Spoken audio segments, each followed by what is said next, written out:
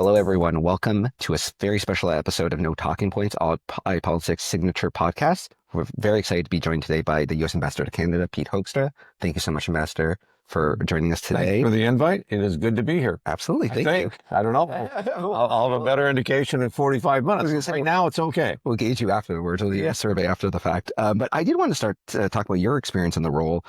We were talking earlier how you've certainly not been low profile. You've been a prominent figure. Your name has been in the headlines a lot since you've taken on this role.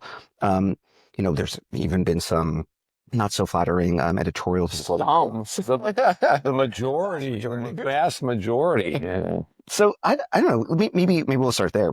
How do you feel about the reception you've gotten in Canada, whether from the press or just people you've met in the course of your duties? My job is not to come here and to be liked. My job is to come here to promote American foreign policy. I'm the president's representative into Canada. I recognize the fact that, there are some huge fans of the United States in Canada. You touch anybody that works in law enforcement, you touch anybody that works in the defense area, national security, we have a phenomenal relationship with them. They recognize the value of NORAD. They recognize the value of us doing policing and law enforcement and drugs and all of those types of things. It's kind of like these are relationships that reinforce each other. They're not very public. Mm-hmm. Okay. You talk to the business community, okay, especially now as we're going through trade, the trade discussion. They kind of like doing business with the U.S. We've created a lot of wealth, created a lot of prosperity, created lots of jobs, both sides of the border. It's good. From the business community perspective, we have fans for this relationship on both sides. I think Premier Ford just recently went down to Texas. Mm-hmm. That's right. And he was asked, hey, how do Americans feel about Canada? And he said, oh, they love America. It's like, yeah, that's our northern neighbor. We've got all these business, we got all these things together, and we don't critique. I would guess that a very small number of people, Americans, would be able to name any significant politicians in Canada. Mm. That we're not critiquing Canadian politics on a daily basis in our media and those kinds of things. And so, Americans love Canadians. Okay, Americans generally know we've got a great relationship with Canada. Obviously, here in Canada, I love it. I can turn on the news just about every night, which I don't do. Okay. I try not to take that personally, but and I see these, and I experience the same thing in the Netherlands, because the Dutch are fascinated with American politics. They're the fourth or fifth largest foreign direct investor in the United States. We've got a great relationship. Canada and the U.S. have a great history with the Netherlands because of World War II. Mm-hmm. And you turn on, Dutch TV, or you would turn on Canadian TV, and I love watching these experts come on and opine on, this is what Donald Trump is going. Oh, okay, that's interesting. You hear it in the Netherlands and you hear it in Canada, and every once in a while, probably more frequently than not, it's like, what did you say Donald Trump in America's doing? And your analysis of why and how this plays in America. Like, you guys are clueless, but you're the experts. Okay, telling Canadians. I fully take them at their word when they're saying this is how Canadians interpret the United States and how Canadians interpret Donald Trump and those kinds of things, because I'm not an expert on Canadian politics, but I sometimes just go, oh, guy, you are clueless on America. Do you think that's what some of the issues is? Because I know you've mentioned in past interviews that there seems to be this disconnect, or you seem to be surprised about how emotionally charged some of these debates are. Do you think the issue is that you see this as a trade dispute and people in Canada see it as a threat, like an existential threat? And you think maybe they're getting some bad information from someone? Is that Far be it for me to say they're getting bad information. Okay, that they, citizens get information from where they believe are trusted sources. But I mean, they get mad at me because. So they ask me, "Do you understand why we're mad about the 51st state?" So I'm repeating something that my media folks will say, "Don't ever say that again, Pete." Okay, but I say, "No, I don't understand that," and then they get mad at me. right? It's a fair kind of thing for us. It's kind of like, can I not admit that I don't understand why you're mad? It's kind of like, you asked.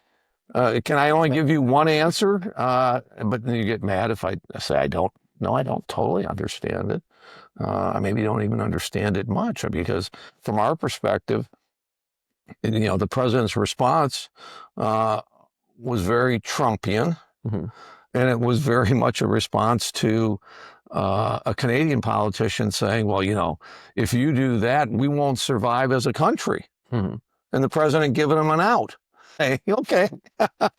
But, and so so it's kind of like, okay, let's focus on, I haven't talked about the 51st state much. Most of the time, there's not many people who are talking about it anymore. Mm-hmm. But it's kind of like, that's a great if that's a discussion to be had. Mm-hmm. It's a discussion to be had initially between the president of the United States and the Prime Minister of Canada. Mm-hmm.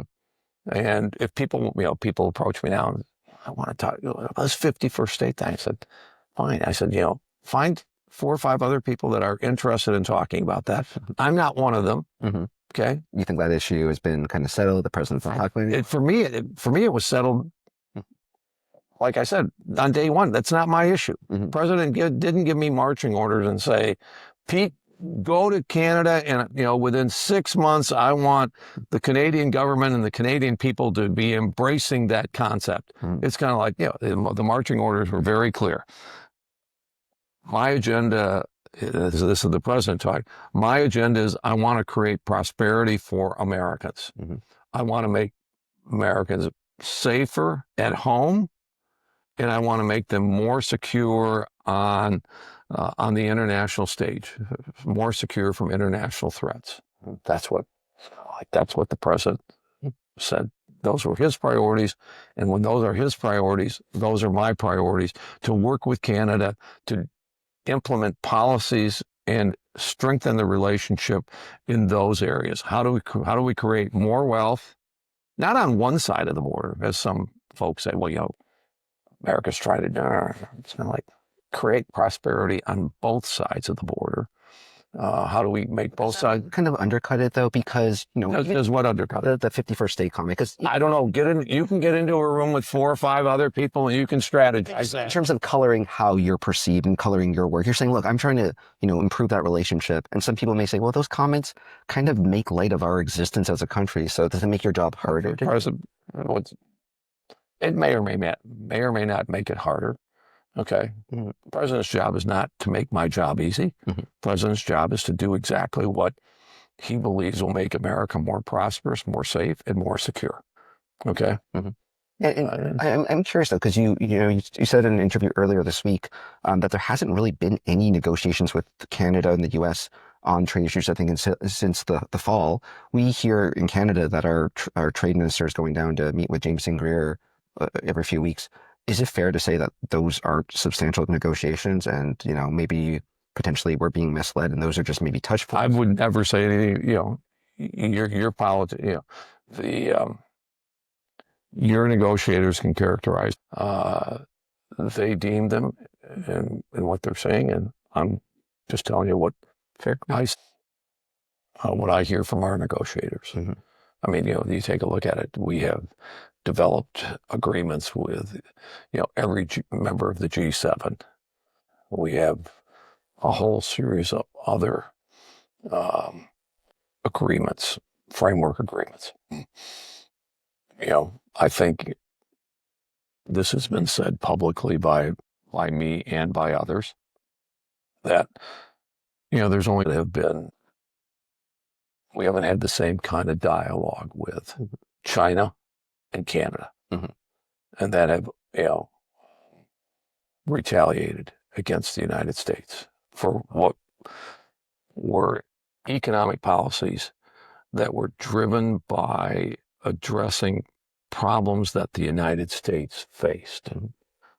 Safety, security, prosperity.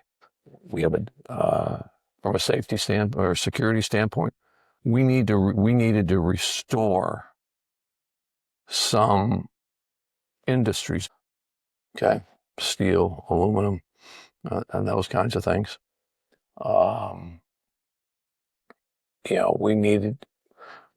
We want to build prosperity. We don't believe that long-term prosperity for the United States economy is, total is in jeopardy when you have a $38 trillion debt and you're adding on to that debt by $1 to $2 trillion a year. Mm-hmm. So the president says, okay, we got to bring some of these industries back to the United States. We got to grow this economy. We passed the big, beautiful tax bill to attract investment in.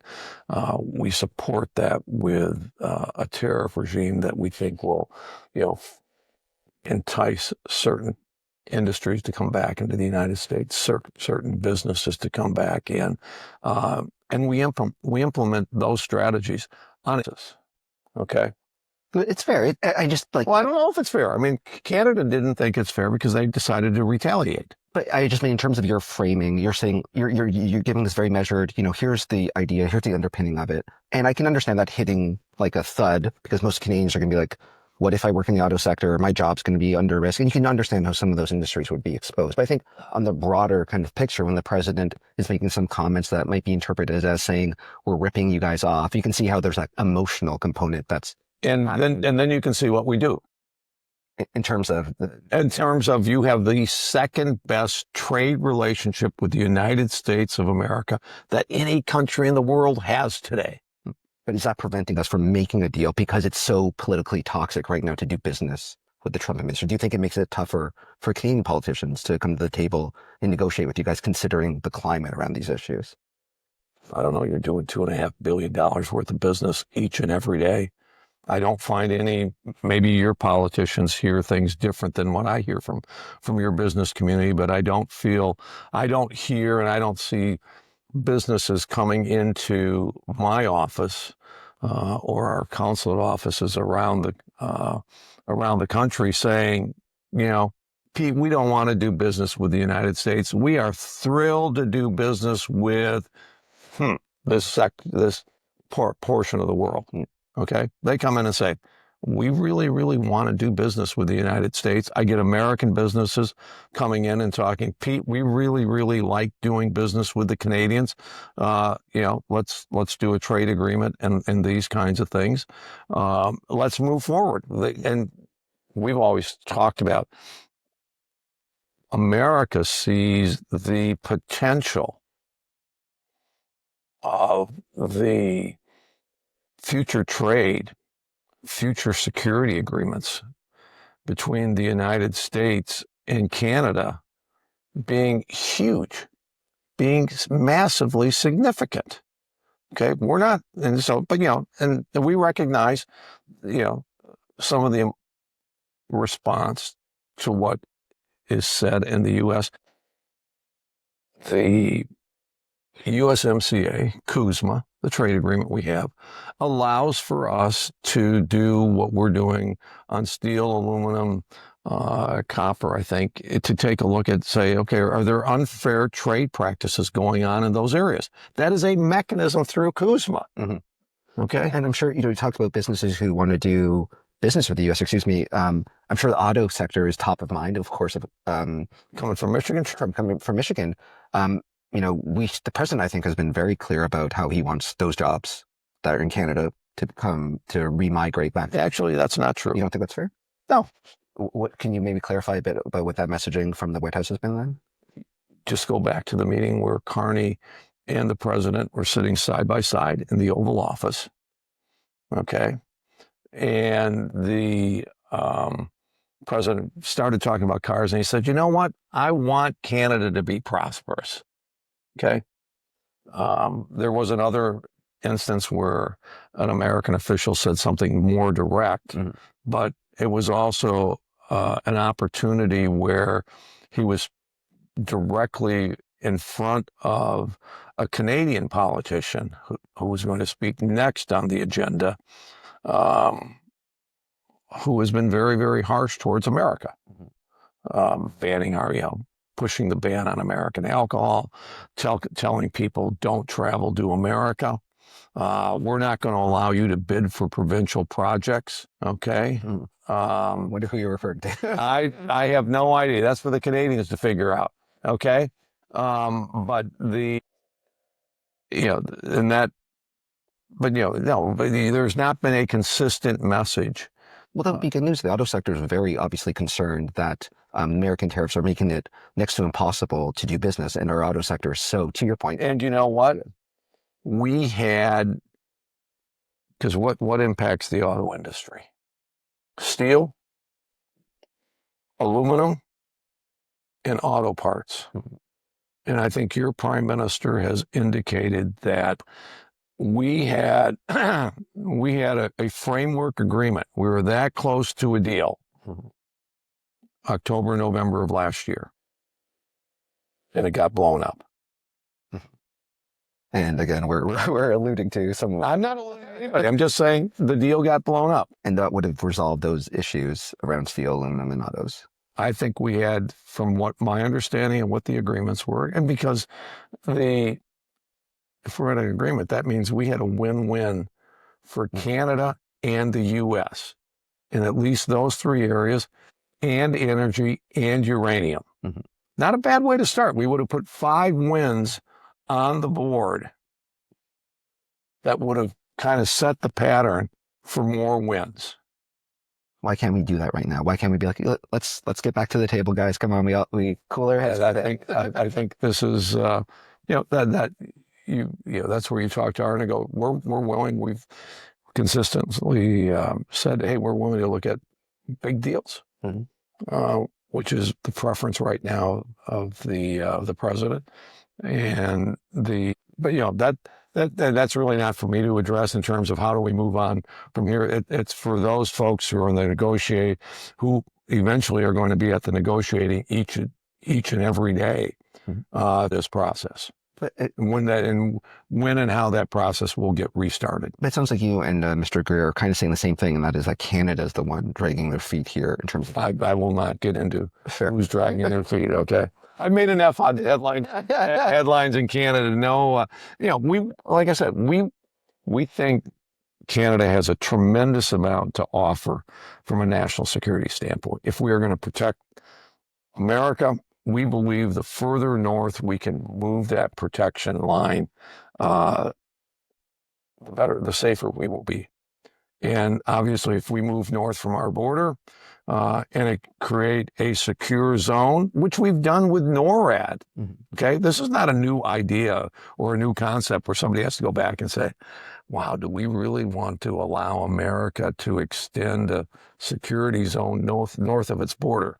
We made that decision 50, 70 years ago when we decided to do NORAD and said, hey, we're going to provide a security network for the United States and for Canada, right? Which then says, okay, we're going all the way to the Canadian border north. That's somewhere way, way up there. Canada's a big country, but Canada signed on for that. We signed on for it. It means that yes, under one umbrella, with Canadian resources and American resources working together, we are going to protect this big piece of geography. This makes sense. Can we talk though about that border itself? Because I know that was an issue, especially early on in the administration, talking about the flow of migrants and fentanyl across the Canada-U.S. border. Canada is taking some measures to kind of address those concerns. We got a fentanyl czar. We passed new border security legislation. Like, is the messaging you're hearing from the White House that you're happy with what you're seeing Canada do on that guard, or does more need to be done to kind of? I think we say we're pleased with the progress, Mhm. and we think that from our standpoint that there may be some additional things that can be done. Okay, and we're still talking on trying to get some of those things done. Mm-hmm. To kind of move that needle to get to a point where you're comfortable addressing those concerns. Yeah, because remember, again, what we were, the proposal and where we were on steel was to protect North America from low cost imported steel, basically government subsidized steel or steel and aluminum. We're going to kind of harmonize as much as we can the walls to prevent foreign companies from dumping into North America. Right. Okay. It's the same thing with the migration issue. If we can have a consistency, and we know it's not going to be exactly the same. Okay. You're a different country than what we are. We see different threats and those kinds of things. But if there's a similar pattern of who you allow into Canada and who we allow into the United States. Okay. It's kind of like, okay, you don't have to worry about, the border between Michigan and Canada as much because, well, from a migration standpoint, it's because, well, America's basically allowing people into America that aren't a threat to the United States and most likely are not a threat to Canada. And if, you've got similar standards for folks coming into Canada, then the U.S. can say, well, we don't have to worry about Canada. Canada is not letting people into Canada that may not be a threat to Canada, but that we don't see as a threat to the United States. But this is interesting you bring this up because it's something we've kind of heard a bit about the discussion around those Chinese EVs. This is, the U.S. has kind of flagged that it's a bit of a national security concern. The fact that we're allowing a greater number of, tariff-free Chinese EVs coming in, is that like going to really harm our ability to make a deal with the U.S. on that big, broader deal? Or are we overplaying? Like, what's the deal in terms of that impact on trade talks? It's kind of like, you want to bring Chinese cars into Canada? Go for it. All right. Most other people that have made that decision, it hasn't worked out very well for them. Okay. Where I've seen it in Europe. I've seen it in the U.S. where we welcome in Chinese products in a certain industry. Okay. And 10, 15 years later, that whole industry has been hollowed out in that geographic area. Okay. You don't find, I think the challenge here is, when you look at China is in Chinese autos coming in and say, we're going to do with Chinese autos exactly what Europe did with this Chinese industry. And look at how phenomenally well Europe has done. Or we're going to do it and we're going to mirror just like the U.S. has done. And look how this has been a phenomenal benefit for the United States. Mm-hmm. Globally, 7, 8 years ago, I think most countries, and I think Canada's included, it was a very active discussion in Europe. We all basically decided allowing Huawei 5G, Chinese 5G to, get into our networks was a bad idea. Okay. So you're going to hold it against us, but at the same time, you think it's a bad idea that we are more. I mean, I don't hold you again. I mean, there's so many issues that go on in trade, but again, people said, the U.S. ambassador said, well, if you got a Chinese car, you're not going to get into America. That's crazy. Okay. As I've said frequently, is if you guys if you're driving a Chinese car, come on down to America. Okay, even though your politicians say that's a bad idea, but we welcome you. Come on down to America, drive your Chinese car, through our national parks, and go around the Great Lakes, go down south and enjoy, those kinds of things, and then take your Chinese car and drive back to Canada. Mm-hmm.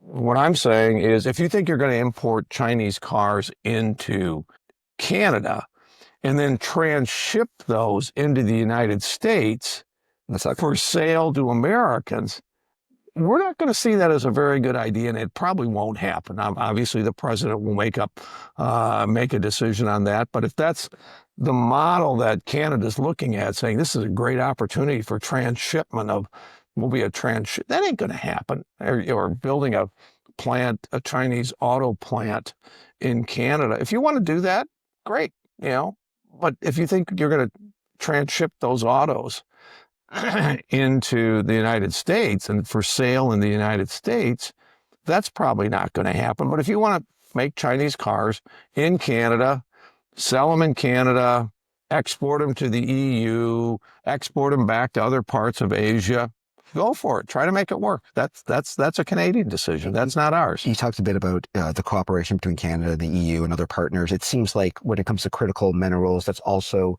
the American approach. There wants to be this, I hate to use this word, but kind of like this counter current to what we're seeing in China in terms of their control of that, of the critical mineral space. Obviously it's been a priority in terms of trade conversations. How would you kind of gauge the level of cooperation or the level of interest on both sides of the border to closer cooperation?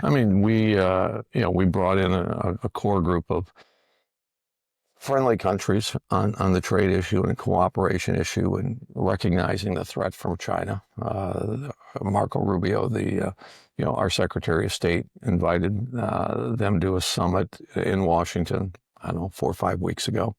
I think we had 14 countries, something like that, sign up to be, part of this core group to make sure that we as partners will develop critical minerals and have a sourcing of critical minerals that, makes us independent of China. The United States is going to solve this problem for the United States of America and for our allies, for that want to work with us. Okay, we had 14 countries sign up and say, yeah, we want to be part of that. Canada said, we'll get back to you. Mm-hmm. Okay, I think they're going to be there, but while this is going on, we're not sitting still. We think Canada could be an awesome partner. We're already investing through our federal government in certain mines in Canada. So we think Canada would be that's why they were invited to this summit. We think they would be an awesome partner on critical minerals. You're nearby. We work together on defense and national security. It's also economic security. There's a lot of just, civilian use for these critical minerals. And so it's kind of like, we think Canada would be an awesome partner. We've made the offer, okay? And when Canada reaches a decision as to whether they want to be a part of it, then they will be welcome to that. But at the same time, we're not standing still and waiting for that decision to come. So, we've made deals with Australia, these 13 countries. And so, we were just at PDAC.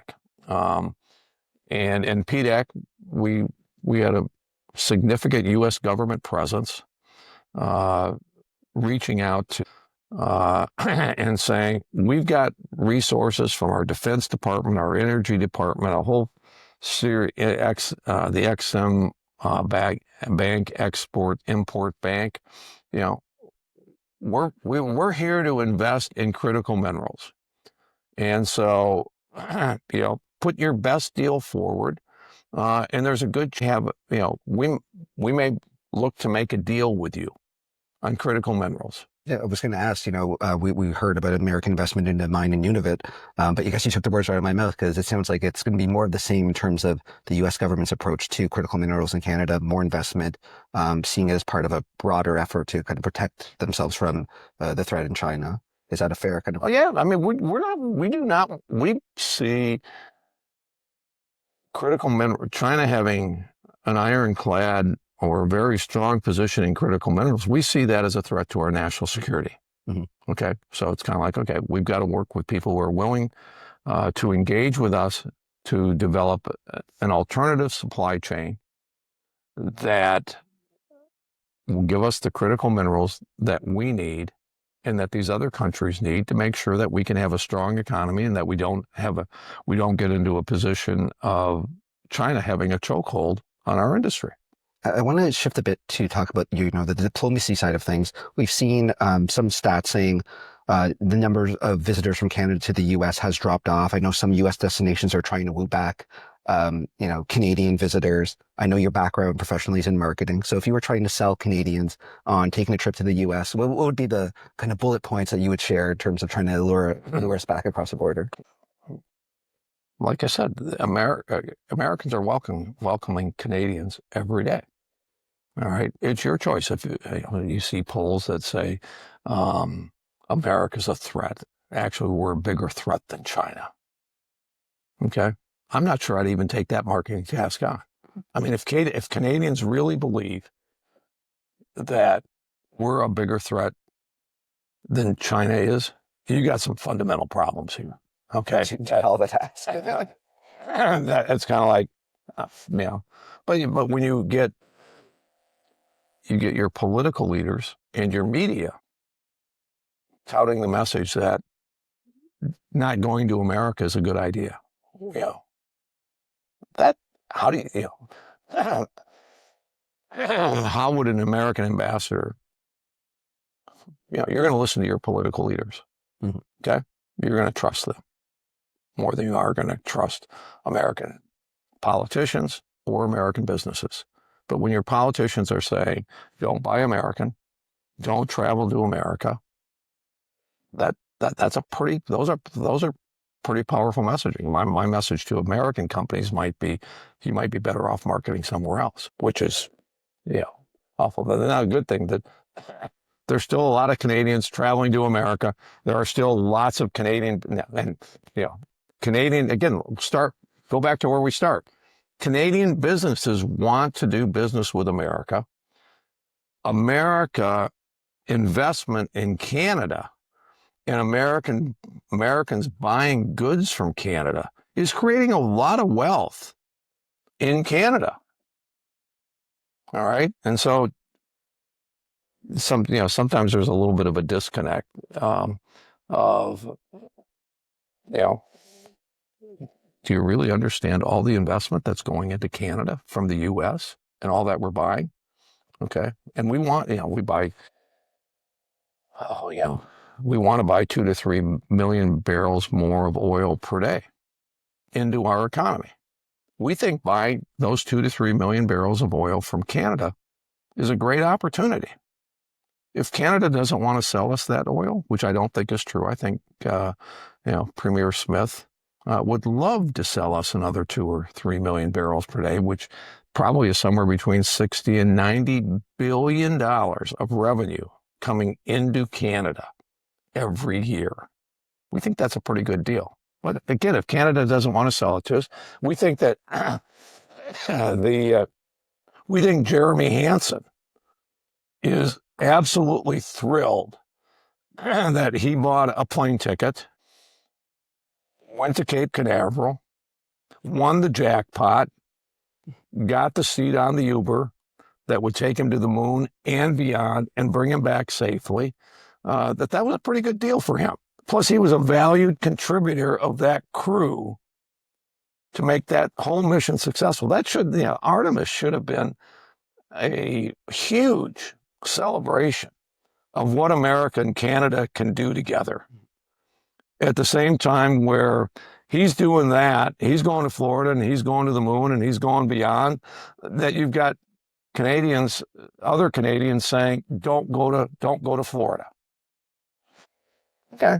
I do wonder, it's interesting because you're saying there's this groundswell support in the business community. You understand that some politicians, support this idea that, American investment is needed. We need to have that closer cooperation. But at the same time, you're saying there's some politicians who are actively suggesting the otherwise. And whether it's for their own. But this is not, I'm not making this up. All you have to do is listen and watch, all Canadians have to do is watch the Canadian news that I don't watch. Okay. For them to hear I'm not putting things out there that Canadian politicians aren't saying. Mm-hmm. But do they tell you something different in private conversations? Like, because you're saying, hey, they acknowledge that there's an opportunity to reap the benefits of increased American investment. I assume, that this is based on the conversation you're having, maybe behind closed doors? Are they saying something different than what we're hearing on our airwaves? I have to manage the relationship. I manage it with the politicians. I'm not going to get into what we talk about, but I got to we have got to manage, which is very, very difficult to do right now. Okay, like I said, there are polls out that say, you know, and it's hard to sometimes interpret these things. There's 80% of Canadians believe that they really want to have a great relationship with America, and at the same time, there's 80% that say, America's a bigger threat to us than China. Okay, but I've got to talk about some of these issues, because I do want to help American businesses who may be feeling an impact because in certain parts of the country we're not seeing Canadian tour. For those communities, it's very, very important, okay, because the Canadians aren't there. But overall, in a country of three, it's not fundamentally changing the dynamics of our economy. Mm-hmm. I did want to talk a bit about your personal experience. One thing I find interesting, the two countries that you have served as ambassador, both the Netherlands and Canada, kind of well known for being countries that have legalized recreational marijuana. Has living in the Netherlands and now Canada changed your perception on the idea of legalized recreational, marijuana? No, because those are issues that I didn't work on, and I don't work on in those countries. Okay, I mean, I'm very much a pro-life. I was very much a pro-life politician. Okay, I believe life is a gift from God. Okay, I go to two countries that are very, very or are very open towards abortion. Okay, but it's not something. It's not something that we negotiate in trade deals. It's not something that we negotiate, national security arrangements. Okay, it's kind of like, okay, we recognize that we have different policies in some of those social areas. Mm-hmm. And do I go in the Netherlands and talk about pro-life and you should be pro-life? No. Mm-hmm. Do I go in and talk about marijuana issues and those types of things? There are social policies in Canada that I don't agree with. No, if they're not a national priority, something that crosses borders, it becomes a something of foreign policy. That's not my job to talk about those. And sorry for continuing to bounce around, but you bring up a good point. You're really confusing me. Yeah.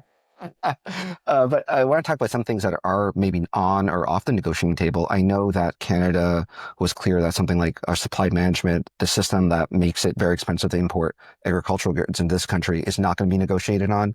I know cultural issues is something our politicians have said we're not going to talk about in our issues, even though that's something the president has been clear he wants to see discussed or at least some changes. Mm-hmm. So, we talked about autos, we talked about the steel sector in terms of, policies there. And I know, to your point, we came to an agreement almost on some issues, but considering the kind of language we're hearing from, both sides of the border, how confident are you that we're going to be able to come together on some deal that will, be happy for both sides, considering the language we're hearing? I'm confident we're going to get to a deal. It's just taken longer and it's been more painful than what I thought it would be.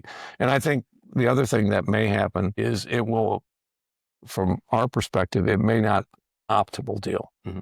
Because I think that there are so many areas that we could have optimized. The whole energy thing. There was talk about creating a North American energy dominance. Okay, awesome, powerful for Canada, powerful for the United States. Uranium, nuclear, the whole. We could be leading the world in nuclear technology and developing the materials that you need in a nuclear industry. Critical minerals. Okay, we can lead the world in autos. We have an awesome infrastructure, an ecosystem in autos between the Midwest and primarily Ontario. Some of those things, we could really build on those, and I think on some of those the momentum's going in the wrong direction. Now, whose fault is that? Is that the Canada not playing ball, the White House? I just give me the. I mean, there have just been certain things that have been done, maybe on both sides, that just take what could have been. That's why I say we may not optimize this. Mm-hmm. There's in certain areas there may be so much water that has flowed underneath the bridge that it's hard to get it back. Mm-hmm. That's too bad. I wanted to ask one last question. And again, like I said, apologies for bouncing back and forth.